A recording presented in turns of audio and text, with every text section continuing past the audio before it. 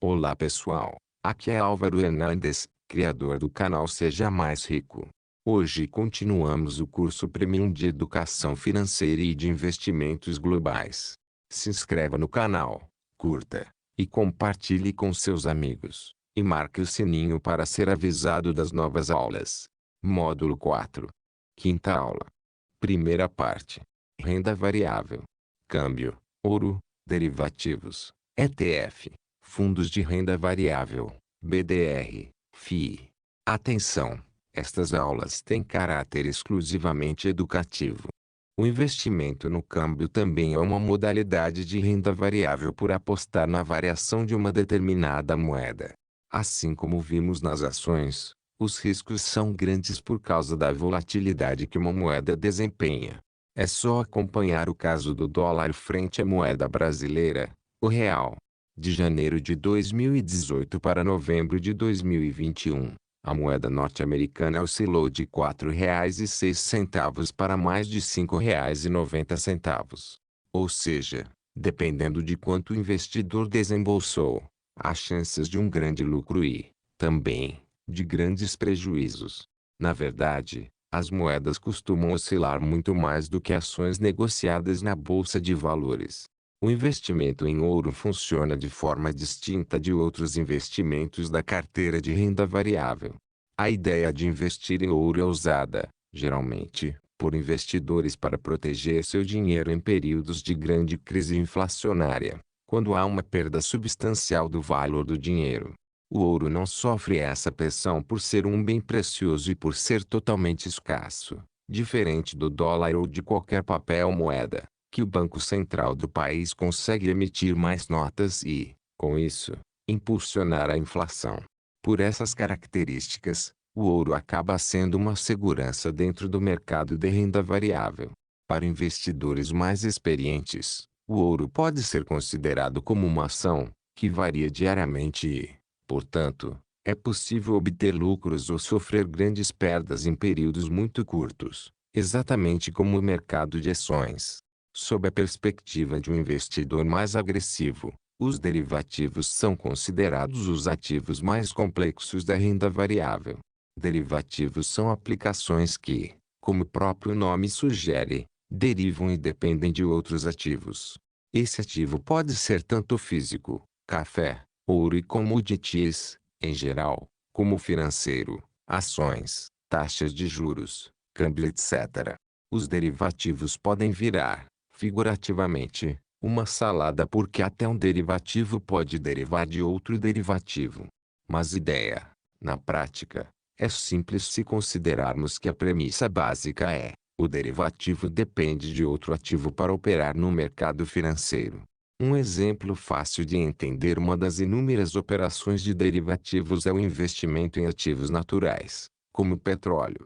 O mercado futuro de petróleo é uma modalidade de derivativo. Por exemplo, na prática, funciona assim: o preço atual do petróleo acaba sendo o ativo de referência para o mercado futuro de petróleo. Portanto, o investidor aplica e prevê um valor que o petróleo pode chegar no futuro, baseado no preço atual. Isso é feito por meio de um contrato na bolsa. O investidor ganha com a variação positiva e perde com a variação negativa dessa aplicação. Esse tipo de movimento também serve como proteção. Ou seja, se o petróleo está desvalorizado no mercado à vista e atual, o investidor pode aplicar em um derivativo no mercado futuro para compensar essa perda no mercado à vista. Essa mesma ideia pode ser aplicada com o dólar, isto é, o mercado futuro da variação cambial do dólar deriva do dólar no mercado à vista. Outro ativo é o ETF, cuja sigla significa Exchange Traded Fund, ou fundos negociados em bolsa. É um investimento de renda variável, negociado em bolsas de valores, que segue um índice. No caso do ETF de renda variável, no Brasil, grande parte segue índices listados na Bolsa de Valores de São Paulo, a B3. O ETF é uma cesta de ativos que terá o rendimento de um índice, e pode ser investido em pequenas fatias, chamadas cotas. O ETF é uma boa alternativa para os iniciantes, uma vez que a sua exposição é indireta, quando comparada ao investimento em ações. Ele também é muito procurado por investidores que querem diversificar a carteira através de uma gestão passiva. Hoje, você encontra uma infinidade de ETFs.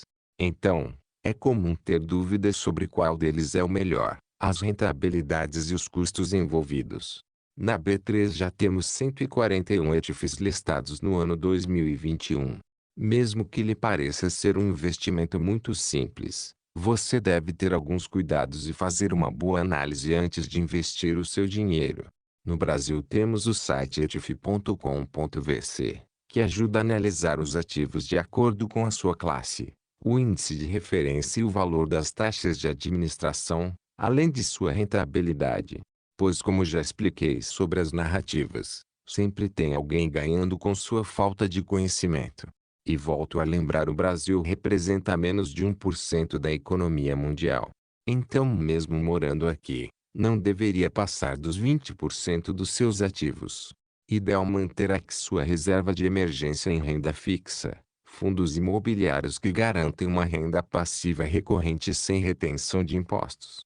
Mas isso é apenas uma sugestão, pois ao adquirirem o conhecimento, estarão aptos a tomar as rédeas de seus investimentos, de acordo com seus objetivos e riscos inerentes. Outro ativo são os fundos de ações, que são fundos de investimento em que não é preciso escolher as empresas, ações, em que o dinheiro será aplicado é gerido por um administrador. Um fundo multimercado tem liberdade para operar diferentes ativos, entre papéis de renda fixa, ações de empresas, moedas, como o dólar, derivativos e investimentos no exterior. Essa flexibilidade possibilita ao gestor do fundo montar diversas estratégias, conforme mudanças no cenário econômico ou no mercado financeiro. Porém, como já foi demonstrado, perdem muitas vezes no longo prazo para o índice de mercado que estão inseridos. Outro ativo em moda é o BDR, um certificado emitido por instituições brasileiras que possibilita o acesso às ações das maiores empresas globais e ETFs mais negociados no mundo. É uma alternativa para diversificação de portfólio, pois ele pode ser acessado de forma simples, pelos sistemas das corretoras, sem a necessidade de mandar dinheiro para o exterior e sem a preocupação com a conversão do câmbio.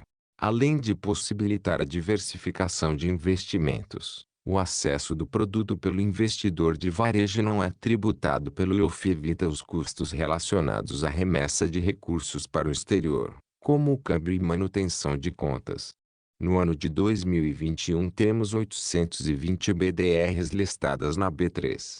Bom, só falamos das vantagens, mas, e as desvantagens do BDR?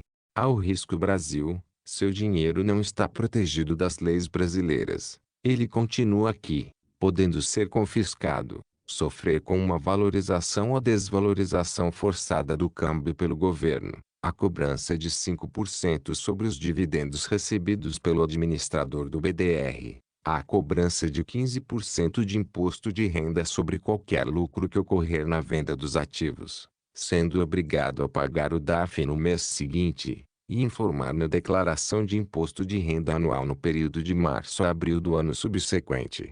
Com ações no exterior, o investidor só tem de pagar imposto de renda sobre ganho de capital, se vender mais de R$ 35.000 em ações no mesmo mês.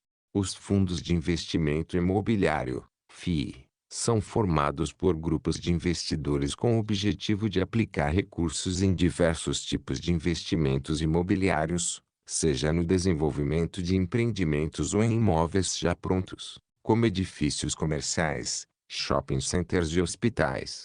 São considerados investimentos menos voláteis, por pagarem uma renda mensal, mas estão altamente sujeitas às variações da taxa Selic.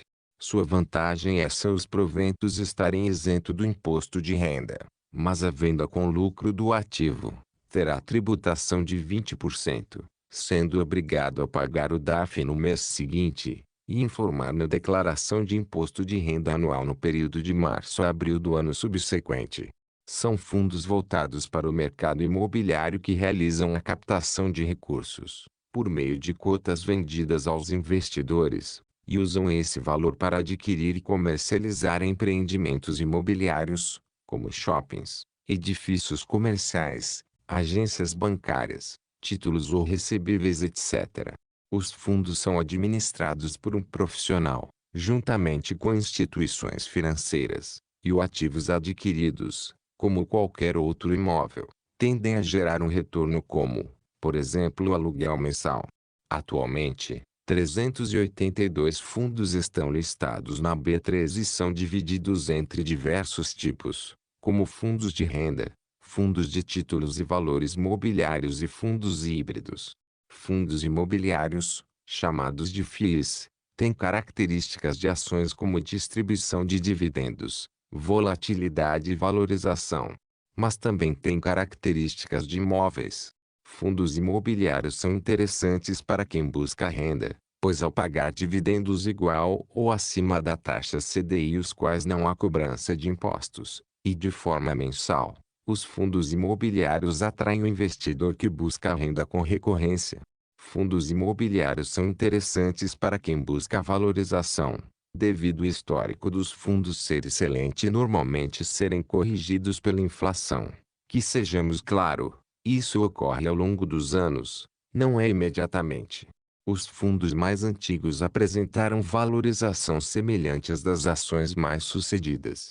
Os fundos imobiliários são fundos de investimentos constituídos sob a forma de condomínio fechado, em que não é permitido ao investidor resgatar as cotas, diferente de um fundo de renda fixa comum, por exemplo, mas você negocia na bolsa de valores quando quiser vender, geridos e administrados por um gestor e administrador, que tem como objetivo principal investir em ativos imobiliários de determinadas classes e perfis, como lajes corporativas, shoppings, galpões logísticos, empreendimentos residenciais, hospitais, etc., mas também que pode investir em ativos de dívida imobiliária, como LCI, CRI, etc.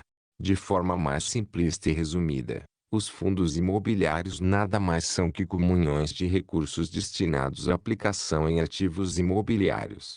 Os investidores aportam recursos no fundo, e este fundo, através de seu gestor e administrador, adquire um ou mais ativos imobiliários para usufruir dos rendimentos proporcionados pelo ativo, seja pelo seu aluguel, comercialização ou mesmo pagamento de juros. Para um fundo ser estruturado, o administrador contrata instituições financeiras, as quais serão remuneradas para auxiliar na estrutura do fundo, e faz a oferta pública de cotas através da B3. Através desta oferta, os investidores terão acesso ao prospecto e material informativo do fundo e assim ficarão sabendo qual tipo exato de fundo imobiliário é, qual o imóvel objeto do fundo, qual o valor a ser pago no imóvel, a estratégia deste fundo, se pretende locar, comprar para vender, e etc. A rentabilidade esperada ou projetada, os riscos, as informações do imóvel e da região, etc. Após o período inicial da oferta, as instituições financeiras responsáveis e o administrador verificam o valor captado dos investidores, que poderá ser menor ou maior que o esperado, e assim finalizam a compra do ativo S. Normalmente este processo todo dura alguns meses, e após a captação ser encerrada e o ativo ser adquirido, as cotas são integralizadas, e cada cotista que entrou na oferta passa a ser um sócio do fundo, sempre proporcionalmente à sua participação, aos seus recursos aportados. Com esta definição, uma coisa muito importante deve ser citada. Aqui nos fundos imobiliários é onde o investidor deve iniciar sua primeira aplicação no mercado de renda variável, devido à baixa volatilidade dos seus rendimentos. Porém acontecem, pois é uma renda variável, ou seja, varia tanto para cima quanto para baixo, e não é livre de riscos. Com estes ativos você terá dois tipos de rendimento. O primeiro é através dos dividendos que são pagos mensalmente, e o segundo através da valorização da cota do referido fundo. Porém deve-se ter a disciplina de reaplicar os dividendos dentro da sua carteira, preferencialmente na compra de outras cotas, não sendo necessariamente obrigatório comprar do mesmo fundo. Pode-se observar o mercado e escolher o que é melhor naquele momento, porém sempre dentro da sua carteira. visando o aumento do seu patrimônio investido ao longo do tempo. Eu vou deixar o mais claro possível que você, investidor, deve fazer uma avaliação para saber qual seu perfil de investidor. Porém, deixo claro que se você já definiu sua reserva de emergência, definiu quais sonhos nesse primeiro tempo serão alcançados e iniciou os investimentos no longo prazo para ter sua previdência, seu de aprendizado já o leva para ter uma carteira já com perfil conservador moderado, porém sempre como eu trato, buscando aplicações rentáveis e seguras, mesmo na renda variável. Há também a possibilidade de se investir de forma passiva em FII, através de fundos que replicam um índice, apesar de ser muito novo no mercado. É uma alternativa para aqueles que não têm tempo para encontrar e gerir uma carteira com diversos fundos. Fundo de fundos como o Kizu 11 possui um perfil de grande diversificação no mercado. Com investimento em FOFs, o portfólio do fundo se divide em uma variedade de fundos distintos, dividindo os riscos com potencialização de lucros.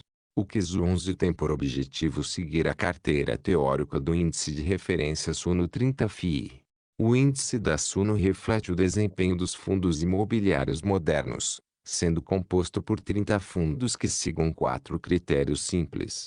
São eles: fundo deverá fazer parte da composição do IFIX. O fundo não poderá ser um fundo de fundos, FOF. O fundo não poderá ser um fundo monoativo. O fundo deverá ter dividend yield maior que zero nos últimos 12 meses. Com participação igualitária entre todos, 3,33%. O índice é reavaliado e as novas composições reajustadas no último dia útil de março, junho, setembro e dezembro. Sua taxa de administração corresponde a 0,60% ao ano. Paga dividendos isentos de imposto. IFI 11 é um fundo imobiliário do tipo fundo de fundos. O foco dos seus investimentos está primordialmente em investir em uma carteira teórica do índice de referência IFI, não havendo, portanto, discricionariedade na seleção de tais ativos pelo administrador. São incluídos na carteira teórica do IFI os FII que atenderem cumulativamente aos seguintes critérios: estar presente na carteira teórica do IFIX nas datas de rebalanceamento, quadrimestral nos meses de janeiro, maio e setembro, atuar na categoria Ambima FII de renda, e estar entre os 30 maiores FII de acordo com o valor de mercado das cotas disponíveis à negociação nas datas de rebalanceamento. Taxa de administração, 0,30% ao ano. Paga dividendos isentos de imposto. Na outra ponta temos o ETF FIX 11. Esse fundo busca acompanhar a variação do índice FIX LB3 fundos de investimentos imobiliários de alta liquidez. O IFIX é um índice de retorno total que acompanha o desempenho médio das cotações dos fundos imobiliários mais líquidos negociados nos mercados de bolsa e balcão organizado da B3. Tem taxa de administração de 0,30%. Além disso, o FIX é composto por 81 ativos, seguindo a composição do IFIX, o que garante uma excelente diversificação. Os dividendos são reinvestidos no ETF, dessa forma valorizando o valor da cota. Uma desvantagem, pois não gera renda, e para ter ganhos é preciso vender as cotas que serão taxadas pelo imposto de renda em 20% sobre o ganho de capital. Como os 3 ativos são muito recentes, com menos de um ano, fica difícil de se ter uma ideia de seus rumos, porém são promissores, para quem quer se expor de maneira passiva a este mercado. Lembrando que estamos no fim de 2021, onde as expectativas são de aumento da taxa Selic para combater a inflação, o que faz com que os fundos imobiliários sejam depreciados para superar em média de 3% a renda de ativos como o Tesouro IPCA 2035, Tesouro Selic. Vejo como oportunidade comprar mensalmente estes ativos que estão em baixa, pois trata-se de um ciclo que ocorre no mercado econômico. Este é um mercado de renda passiva. Receberá os aluguéis, os juros do CRI, e para ativos de desenvolvimento o lucro das vendas. Vou dividir esta aula em 2 partes. Te espero na segunda parte. E seja mais rico.